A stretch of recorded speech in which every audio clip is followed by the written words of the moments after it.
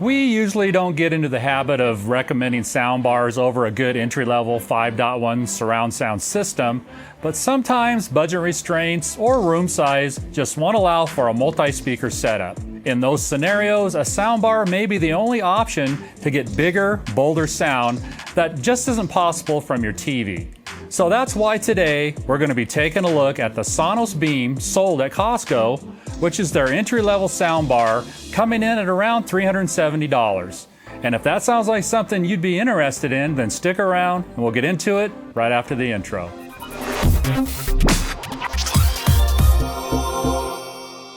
The SONOS Beam was released all the way back in July of 2018, and because of that, there are already a lot of great reviews out on it. But the unique thing about the SONOS Beam that we have today is that it's actually a special model being sold from Costco as the SONOS Beam Shadow Edition. And from what we can tell, the only difference between the regular version and this special edition is the color, and it seems to be priced slightly lower than other retailers. Another advantage of buying from Costco, of course, is their 90-day return policy. Taking a look at the Beam itself, this is actually a pretty nice compact little soundbar, coming in at about 25.5 inches wide, just about 4 inches deep, and 2.7 inches tall, so it should fit under most TVs without blocking the screen. The entire cabinet is built out of plastic, which is pretty common for a soundbar at this price point. The nice cloth grille extends all the way around the front, sides, and back of the soundbar, which reminds us a lot of the Roku Stream Bar that we reviewed in a previous video. On top, we have this nice little recessed control panel that has a capacitive slider to turn the volume up and down, as well as buttons to play and pause music and mute the built-in microphone. Inside the SONOS Beam, we also have something pretty interesting. A set of 4 power drivers, 2 in the front and 2 angled out the sides to help with soundstage, as well as a tweeter in the middle. The way these drivers are arranged makes the Beam act like having separate left, right, and center channel speakers. This should help to make it sound like having an actual surround sound system, but we'll get into that in a minute. To help with bass, the Beam also has 3 different passive radiators, 2 in the front and 1 in the back. Obviously, they're still pretty small drivers and radiators, so we don't expect to get any kind of earth-shattering bass. But it's nice to see that some thought was put into the driver configuration here.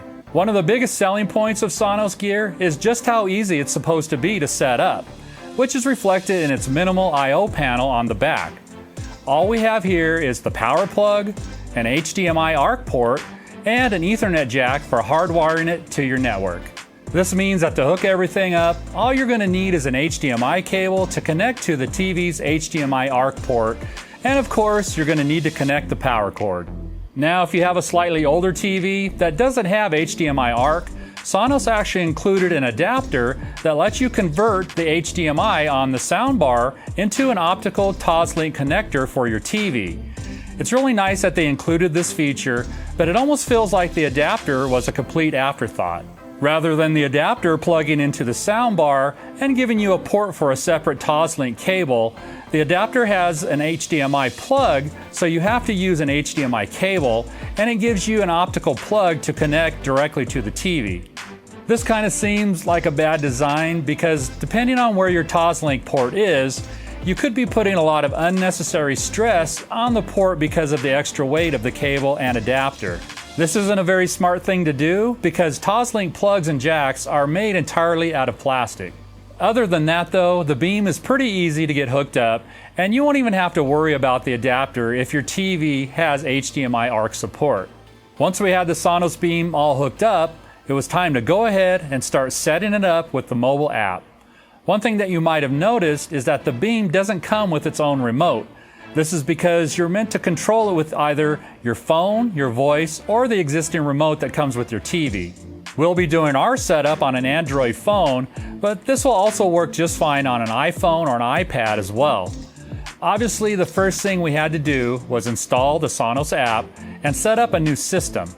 This had us make a SONOS account, and once we had done that, we were able to actually add the SONOS Beam. And aside from a couple odd errors that we fixed just by restarting the pairing process, adding the Beam to the mobile app was actually really easy. From that point, we were actually able to start using the soundbar. If we wanted to, we could have even linked an Amazon Echo or Google Home, but we decided not to because we wanted to see what the soundbar was actually capable of on its own. Now, before we get into the sound quality of the Sonos Beam, I also want to mention that you can add a separate Sonos subwoofer and even a pair of surround sound speakers to this soundbar and get a pretty simple to set up wireless 5.1 surround sound system. But again, today we're just testing the performance of this soundbar without any accessories. To get things started, we'll be listening to this in our open concept living room, where we usually run tower speakers and a center channel just to see how well it can fill the space. And first impressions were actually really good. Dialogue was clear and crisp, and we were really impressed with just how much volume we could actually get out of this soundbar without hearing a bunch of distortion. And we actually think that this is the strongest point of this soundbar. Pretty much all of the TV shows or YouTube videos that we watched were very easy to understand anywhere in the room, and we think this is mainly due to the forward and pronounced mid-range. As far as bass goes, it seemed adequate for casual listening, but for movie watching, it was pretty underwhelming. Of course, we didn't expect a whole lot out of such a small soundbar, so we really weren't that surprised. That said, one thing that really stood out to us was the soundbar's ability to fill the room once more surround sound effects started playing. It didn't have that boxy, closed-in sound that some soundbars might have when trying to reproduce complex soundtracks. Moving on to music, the Beam did alright, but again, the lack of bass and its inability to create a believable soundstage, like you'd get from a real 2-channel stereo setup, was proof that most soundbars at this level just can't compete against a decent pair of speakers.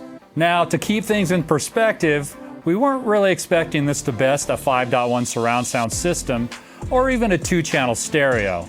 But those are things that we're familiar with testing, and we would recommend over a soundbar if you have the space and the budget.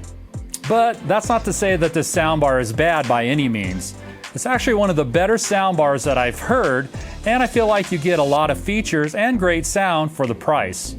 Now, if you were thinking about buying the Sonos Beam and adding on a separate subwoofer and surrounds later, you'd actually end up spending more on that than you would on something like the SVS Prime 5.1 with small satellite speakers, or even the Klipsch 5.1.2 that Costco also sells. But with those, you'd also have to buy an amplifier and wire everything up yourself. We've made videos detailing what you'd need to do to get a home theater put together for yourself.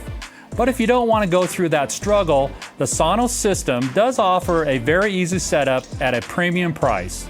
And once you're in the Sonos ecosystem, you're pretty much stuck there. You can't add anything but Sonos speakers to it, which is something else that you really need to consider.